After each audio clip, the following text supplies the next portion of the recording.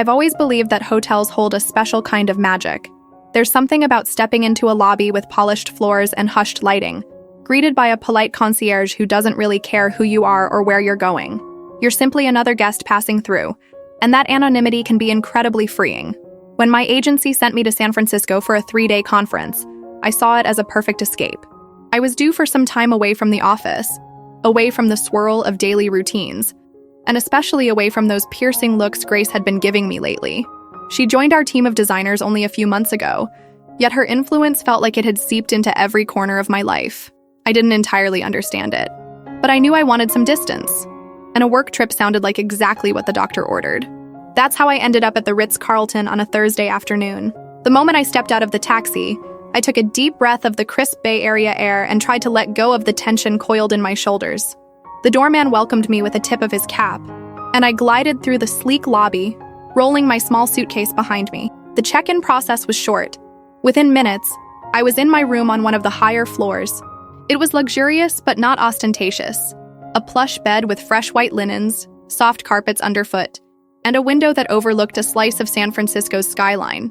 I spent the rest of the afternoon attending registration for the conference.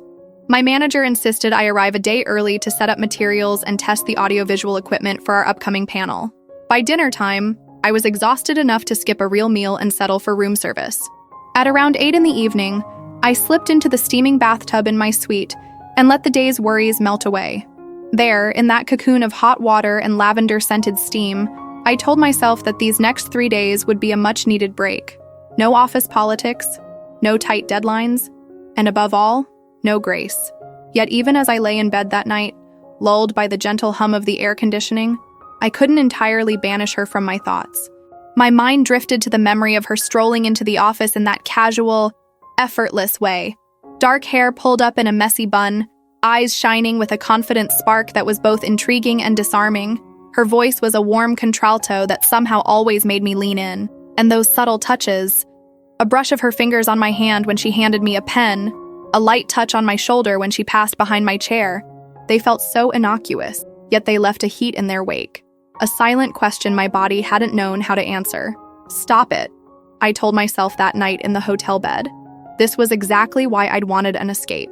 Grace's presence stirred up confusing desires and lingering anxieties I couldn't quite put a name to.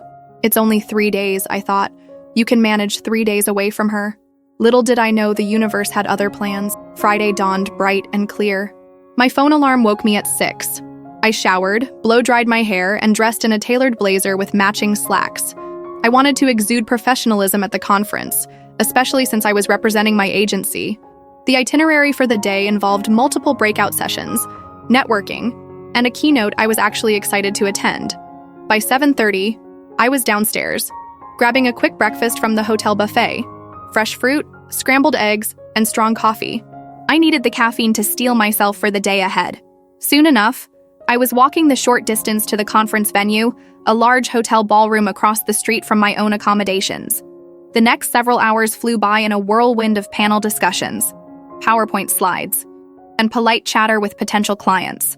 By late afternoon, I felt pleasantly drained, the kind of exhaustion that comes from being on for 8 straight hours. I slipped away before dinner, politely declining a colleague's offer to grab drinks. The lure of a long shower and a silent room was too strong. By 6 in the evening, I was back at the Ritz-Carlton, padded across the plush carpet of my suite, and sank onto the edge of the bed with a grateful sigh. I kicked off my heels, massaged my sore feet, and contemplated ordering room service again. Maybe I'd indulge in a decadent dessert, something sweet to celebrate surviving day 1 of the conference. That's when I heard a knock on the door. My first reaction was confusion. I wasn't expecting anyone. I rose, smoothing my hair and checking the peephole. My heart constricted at the sight.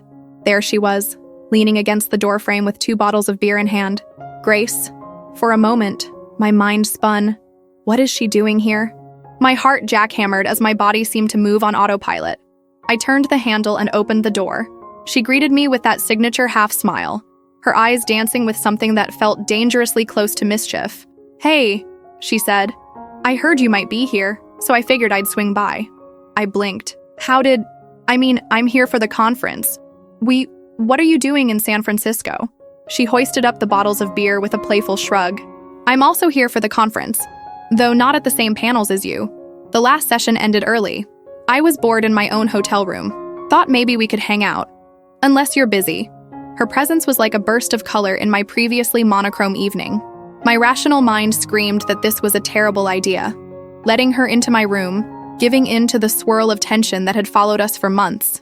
But something else, a stronger, more impulsive part, whispered that I needed this, craved it, even. I stepped aside. "Come on in," I said, voice quivering just enough to betray my nerves. Grace slid past me into the suite, her stride confident as always. She glanced around, eyes flickering over the tidy desk, the queen-sized bed, the big window. Then she turned, offering me one of the beers. I figured we could skip the formalities of hotel bars and just talk. I took the bottle, forcing a smile. Sure. The tension in my stomach coiled tighter, but I couldn't bring myself to send her away. She was like a gravitational force, and I was powerless to do anything but move closer. We settled at the small table by the window. When I twisted off the bottle cap, the crisp scent of the cold beer mingled with the faint floral fragrance that seemed to cling to Grace's clothing. The city lights began flickering to life outside, painting the glass with distant pinpricks of color. If I leaned forward, I could see the gentle slope of Nob Hill leading down toward the water. But it was Grace who held my attention. She angled her chair to face me directly. Something in her gaze told me she'd come here with more than idle conversation in mind. "So," she said, lifting her beer in a mock toast, "how's your conference going?" I let out a short laugh at the mundane question. "It's fine. Exactly what you'd expect. Long sessions, a lot of marketing jargon, people shoving business cards at you." She nodded, taking a sip of her drink. "And you're presenting tomorrow morning, right?" "Yes. Just a brief talk on brand engagement for small businesses. Should be done by noon." A comfortable silence descended. We both took another pull from our bottles. In the background, the low hum of the HVAC system filled the space. I felt hyper-aware of everything. The pressure of the chair beneath me, the fizzing in my beer, the soft rustle of Grace's clothes whenever she shifted. Then she spoke again, her voice dropping a notch. "I'm really glad I found you here. It's been strange, not seeing you at the office the last couple of days. I realized I missed it." My pulse fluttered. "Missed what?" She smiled, a warm, inviting curve of her lips. "Missed seeing you, talking to you, stealing glances when you're too busy typing to notice." Heat rushed to my cheeks. My immediate instinct was to deflect, to brush off the comment as harmless flirtation. But the sincerity in her eyes told me it wasn't just a passing joke. She meant it. "Grace," I began softly, not entirely sure what I wanted to say. Maybe something about boundaries, or about how complicated this was. But my words tangled in my throat. She set her beer down and leaned forward, bracing her forearms on her knees. "Look," she said, voice steady. "I came here because, I don't know. I felt like if I didn't at least try, I'd regret it. I know we've been dancing around each other for a while, and if this is too much, just say so. I'll leave." She was giving me an out, and every ounce of rational sense insisted I take it. We worked at the same agency. This kind of entanglement could cause rumors or heartbreak or both, but there was a gentle vulnerability in her expression, a hint of uncertainty that told me she was risking her pride by coming here, by knocking on my door. I closed my eyes, inhaling. My heartbeat felt like a thunderstorm in my chest. I'm not sure what I'm doing," I managed. "I've never let myself. We're coworkers, and She rose from her chair, taking slow steps until she was standing right in front of me. Her voice was barely above a whisper. "If you want me to go, say the word." I opened my eyes. She was close enough that I could smell the crisp edges of her perfume, see the faint freckles on her cheeks. My entire body ached with some unspoken yearning. For a moment, I couldn't speak at all. Then, quietly, I said, "Stay." If I had any lingering doubts, they evaporated the instant she cupped my face in her hand. The warmth of her touch sent a tremor through me, and before my brain could catch up, I leaned forward, pressing my lips to hers. It was a tentative kiss at first, soft, questioning, the brief brush of skin on skin. But the spark ignited something deep within me, a release of months of buried tension. Her breath caught, and then she deepened the kiss, her free hand sliding to the back of my neck. My mind spun with a cocktail of emotions: relief, desire, and a sharp edge of fear. But the fear didn't hold me back. It reminded me that this was real, that what I was doing had consequences. Yet somehow, The possibility of heartbreak felt worth it in that moment. We broke apart, panting. She searched my face, her thumb stroking my cheek in a gesture both comforting and thrilling.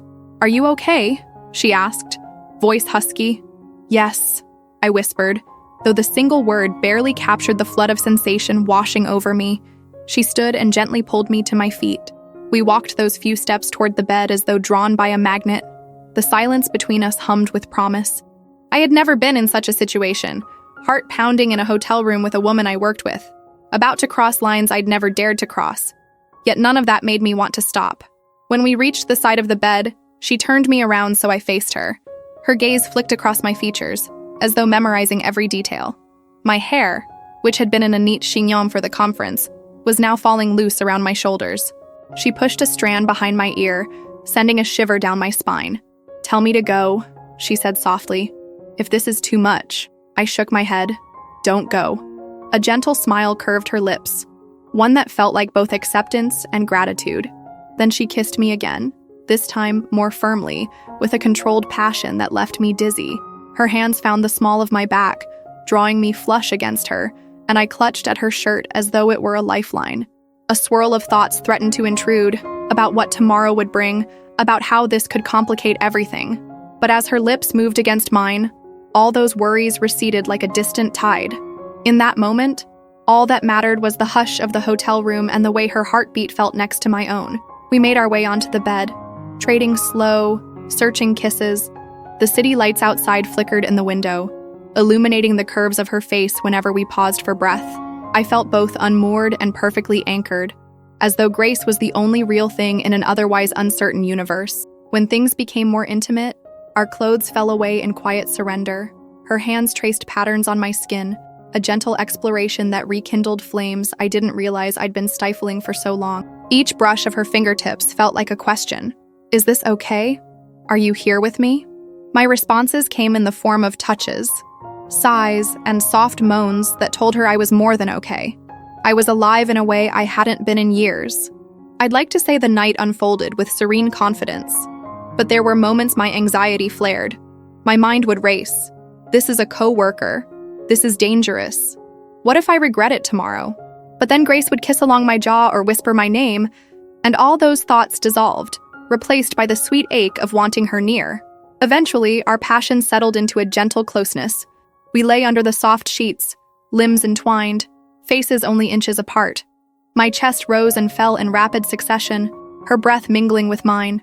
Neither of us spoke for a long while, letting the hush of the room wrap us in its delicate embrace. Then, in a voice barely louder than the hush of distant traffic, she said, "This isn't just casual for me. I hope you know that."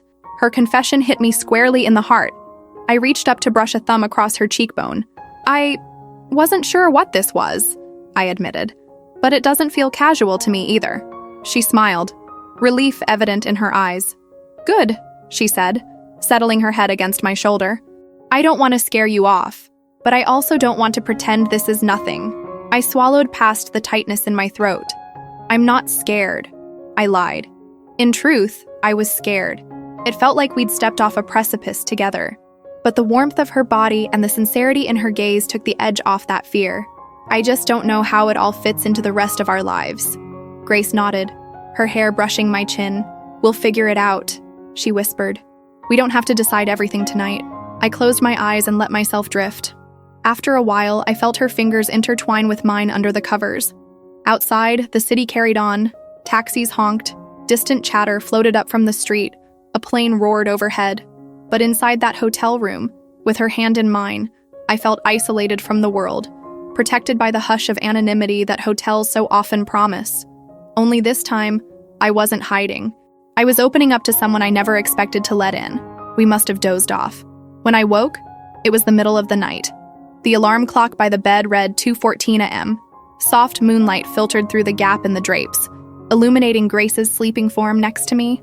Her features were relaxed in slumber, mouth slightly parted, her fingers still twined with mine, as though reluctant to let go even in sleep. I gazed at her for a long time, a swirl of tenderness and vulnerability in my chest. I realized how little I actually knew about her favorite color, her childhood memories, what she liked to do on lazy Sundays. yet I felt as if I'd known her forever. It was a paradox I couldn't explain, but one I didn't want to question too deeply, not while her warmth was next to me, anchoring me in the here and now. I closed my eyes again, letting that sense of precarious belonging lull me back to sleep. Dawn broke over San Francisco in cool shades of pink and pale blue. I stirred at the faint sound of traffic below and the glow behind the curtains. For a moment, I forgot where I was. I yawned, stretched, and collided with a soft body beside me. Right, Grace. My heart did a small flip. She was still asleep, her bare arm draped across my waist. Her dark hair fanned over the pillow, a few strands covering her eyes. A sense of warmth spread through me, mingled with the uneasy realization that day had come and with it, reality. I carefully extricated myself from her embrace and slipped out of bed. The carpet felt plush under my feet as I padded toward the bathroom. One look in the mirror told me I was a mess of tangled hair and half-smudged mascara. My reflection stared back with wide, almost frantic eyes. What do we do now? I brushed my teeth and washed my face, then gathered my hair into a messy ponytail. When I returned to the bedroom, Grace was stirring, blinking away the last vestiges of sleep. A little grin curved her lips at the sight of me. "Morning?" she said, her voice still husky. "Morning," I replied, feeling a surge of awkwardness. Do I kiss her? Do I keep my distance? She stretched, cat-like, and sat up, holding the sheets over her chest. "What time is it?" I grabbed my phone from the nightstand. "It's 7:30. My panel starts at 9. She scrunched her nose. "We should probably get breakfast, or coffee at least. I'm sure we both have a full day." A wave of relief washed over me. She was as practical as always, not turning this into some melodramatic morning of confessions. Yet I also sensed a tenderness in her tone, as though last night had changed something important between us.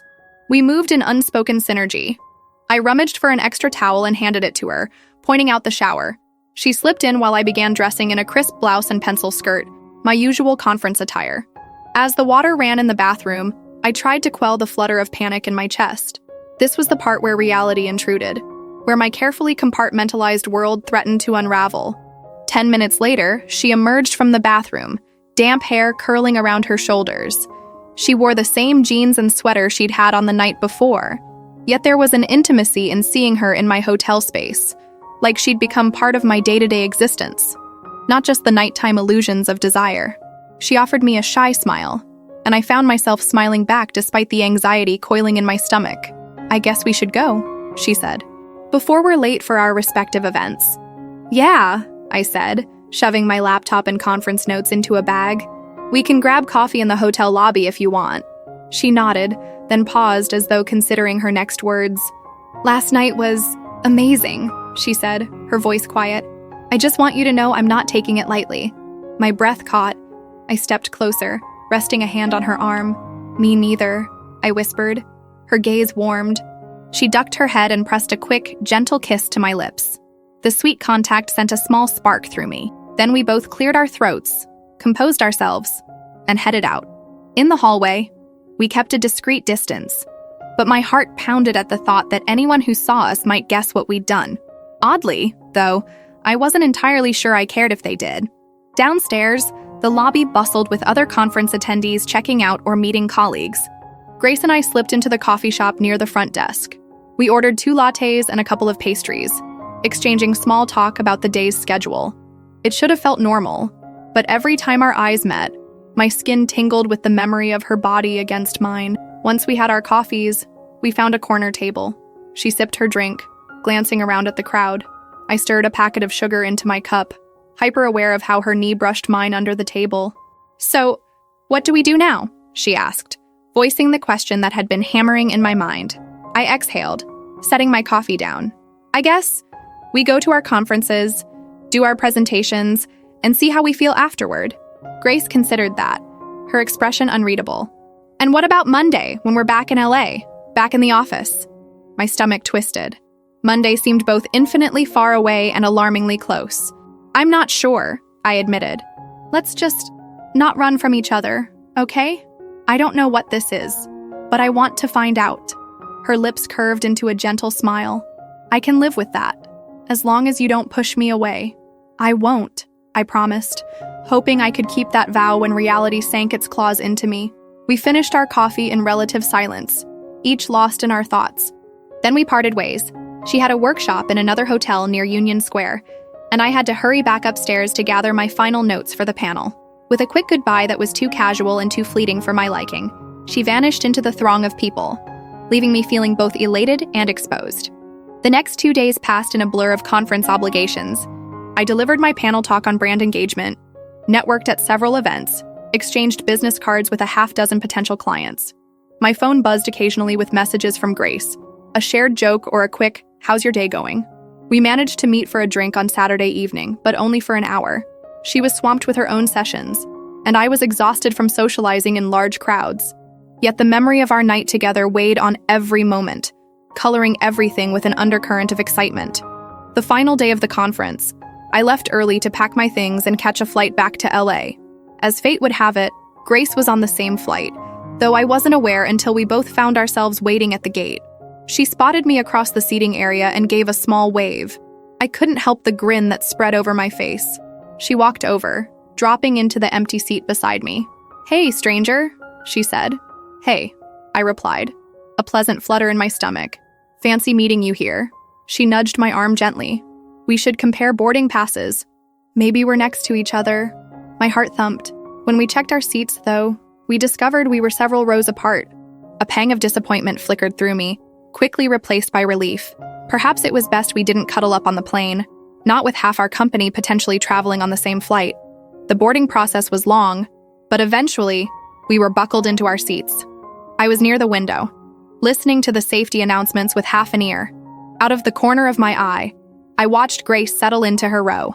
She caught my glance, gave me a small smile, and mouthed something that looked like, "See you soon." During the short flight back to LA, I alternated between reading an article on my phone and letting my mind wander. What would happen at the office on Monday? Would we share secret smiles at each other from across the cubicles? Would we attempt an actual date outside of work? The swirl of possibilities both thrilled and terrified me. But one thing was certain. I couldn't pretend nothing had changed, because everything had changed. As the plane began its descent, I felt that familiar drop in my stomach, though I wasn't sure if it was from the altitude shift or my nerves. We landed smoothly, taxiing to the gate under the warm California sun. I grabbed my carry-on, bracing myself for the next steps. When I finally made it off the plane, weaving through the throngs of travelers at LAX, I spotted Grace by a nearby coffee stand, scanning the crowd. She looked relieved when she saw me. We walked side by side toward the baggage claim. Outside, the world bustled, families reunited, travelers hurrying to find rides. We found a quiet spot near a pillar. "So," she said, a wry smile playing on her lips. "Back to reality." I nodded. "Yeah. I'm not sure I'm ready." She tilted her head, a strand of hair falling across her forehead. "Me neither. But maybe we don't need to figure it all out today." I swallowed. "Yeah." After a beat of silence, she glanced around, then leaned in to press a feather-light kiss to my cheek.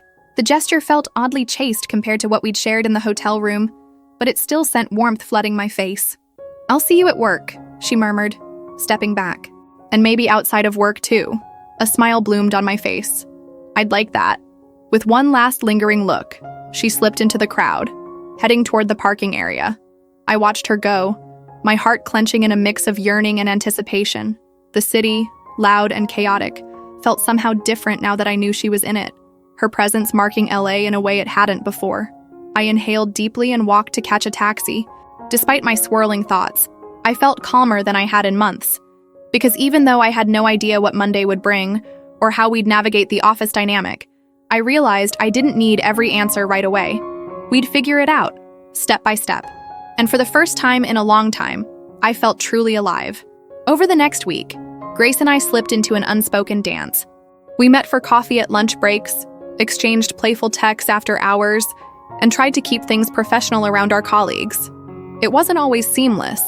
I caught anxious glimpses from a few coworkers who might have sensed something had changed. But Grace's steady confidence buoyed me, reminding me that we deserved our own happiness, no matter how unconventional it seemed. Some nights, I'd lie awake in bed, remembering the hush of that hotel room in San Francisco, the way the city lights painted the walls, the hush of traffic below, and the intoxicating taste of her kiss. I'd think about how unplanned it was, how it felt like we'd both taken a dive off a cliff without knowing if we'd land safely.